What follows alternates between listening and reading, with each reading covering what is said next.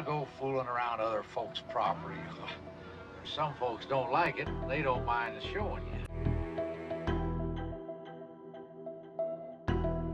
Okay, what rituals do you do differently when watching a scary movie for the second time? Are the lights fully off? Different snacks? Maybe there's more commentary? Let us know your methods in the comments below. Number 10. Midsommar. The first time you view Midsommar, you may be too confused and or grossed out to really appreciate the story and character development on display. Look, it just felt really weird, okay? But I'm fine. I think it's great that you're going to Sweden. I do.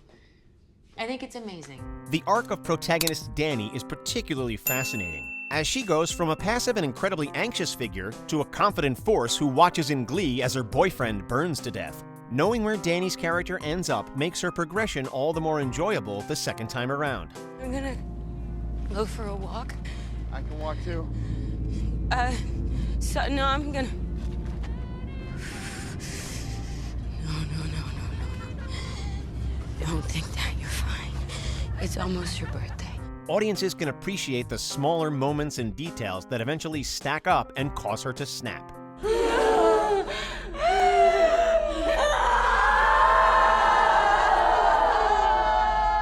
As if watching Florence Pugh's mesmerizing performance for a second time wasn't motivation enough. Number 9. Us. What are you people?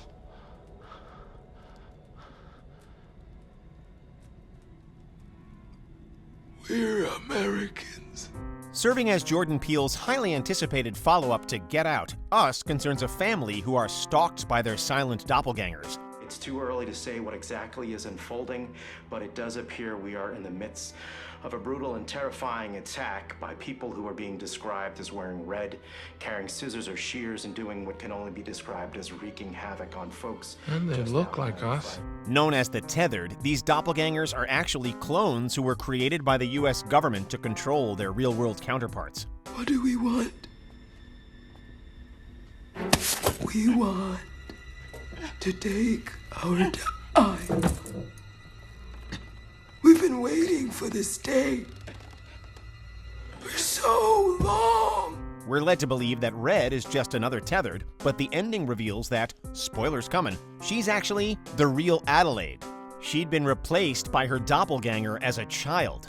This important information makes a second viewing all the more interesting, especially when it comes to Red's motivations, behavior, raspy voice, and tragic demise at the hands of her counterpart. Number 8. The Visit. Let's make it a perfect family night. This movie saw M. Night Shyamalan back in form, providing plentiful scares and a wonderful twist. Told through supposedly found footage, The Visit sees young Becca and Tyler meeting their grandparents for the first time, as their mother had been disowned for marrying her high school teacher. How do you feel about your new grandparents, Tyler? It's all good. I mean, they don't even know who One Direction is, so. However, the twist is that, prepare yourself, the old couple isn't actually their grandparents. Instead, they're escaped mental patients who murdered their actual grandparents. This knowledge throws the movie's events into clearer focus, including their odd and troubling behavior and the real reason for the basement door being closed. Maple Shade Psychiatric Hospital? Knowing this makes for a better and scarier second viewing, as you can shut off the critical part of your brain obsessed with solving the puzzle and just enjoy the frights. Number 7. Black Christmas. In many slasher movies, audiences can get pretty obsessed with trying to figure out the identity and motivations of the killer. Who is this? Stop. Oh, God.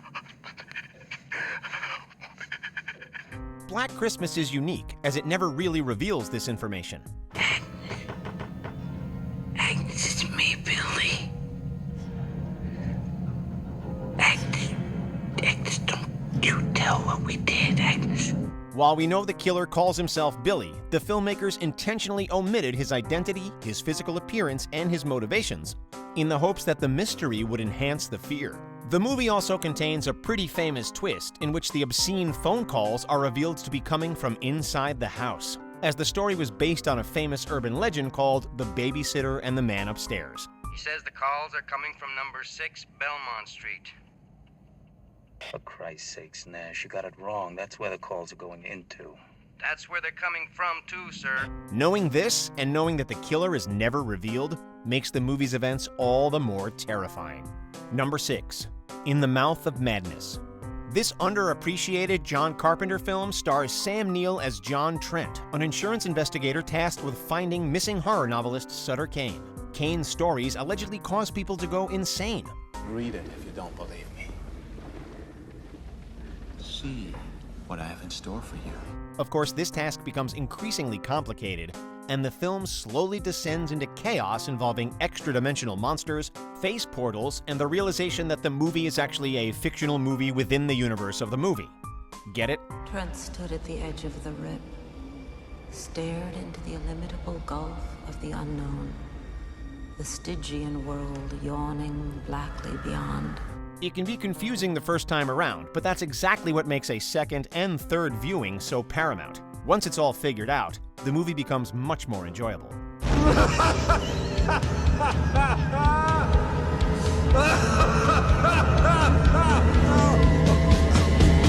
Number 5. Don't Breathe. This twisted film begins normally enough. Criminals decide to break into a blind man's house to steal settlement money he received from the death of his daughter, who was killed in a car accident. This guy is sitting on at least $300K. Boom! It only gets more nightmarish from there. For one thing, audiences discover that the blind man is keeping his daughter's accidental killer locked up in the basement. We have to get her out of here. No, Rocky, we don't have time. Certainly creepy enough. But then we discover that he'd impregnated her in the hopes of having her give him a replacement child. I promised I would set her free just as soon as she gave me a child. Not only does this shed new light on the first act's events, but it also forces us to rethink the morality of everyone involved. Number 4. Jacob's Ladder. This deeply disturbing film follows Jacob Singer, a Vietnam War veteran who suffers from severe hallucinations and delusions. I don't understand what's gotten into you, Jake. You're not acting normal. His fellow vets report experiencing similar effects, leading them to believe that they're the victims of a military experiment. The truth is far more mundane and horrifying. Jacob died in Vietnam, and everything he experienced throughout the movie was his mind's attempt to make sense of his own death. This isn't happening. What is happening? Get me out of here. There is no out of here. You've been killed. Don't you remember? Or maybe it was some sort of religious judgment of his soul. Either way, the events weren't real. Realizing this is both freeing and terrifying. Freeing because it allows us to enjoy the horror without overanalyzing the movie, and terrifying because it adds a whole new layer of darkness to the film. You've done it to yourself this time, haven't you? Number 3. The Thing. The horror of The Thing centers around not knowing who the thing is. I don't know what the hell's in there. It's weird and pissed off, whatever it is. For those who haven't seen the movie, it concerns an alien creature who kills people and mimics their appearance. As such, everyone in an Antarctic base grows extremely paranoid as they begin to suspect each other. Nobody trusts anybody now. The truth is slowly revealed throughout the movie as certain characters become victims to the alien and die. The knowledge of who gets infected and when makes a second viewing even more enjoyable and scary, as you witness small details and changes in character that make it obvious upon review. It isn't Benny.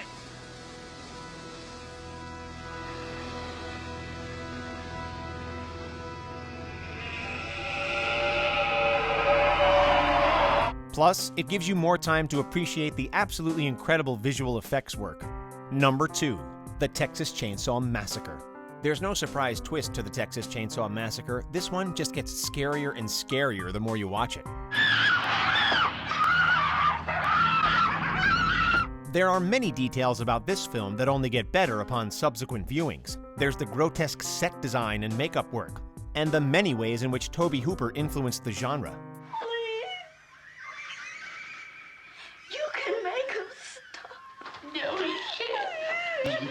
Shut your mouth.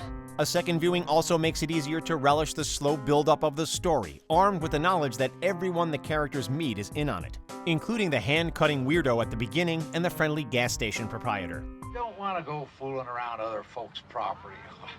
There's some folks don't like it, and they don't mind us showing you. It's the rare slasher movie that isn't ruined by knowing exactly what happens. Number 1. Saw. Let the game begin. Everyone came to know Saw for its gore, but many people forget just how well written the first movie actually was. Viewers are told that Jigsaw likes to watch his victims, and we're led to believe that Zepp is the killer. However, it's brilliantly revealed that Zepp is just another victim, and that the real Jigsaw was lying in the room with Adam and Lawrence the entire time. Hello, Mr. Hindle. Or as they called you around the hospital, Zepp. It's one of the most famous plot twists in horror movie history, and it all but forces us to go back and watch the movie again. Knowing all the clues and how they fit together allows you to really appreciate the quality of the script, and turns a second viewing into a more rewarding experience. Game over! Did you enjoy this video? Check out these other clips from WatchMojo, and be sure to subscribe and ring the bell to be notified about our latest videos.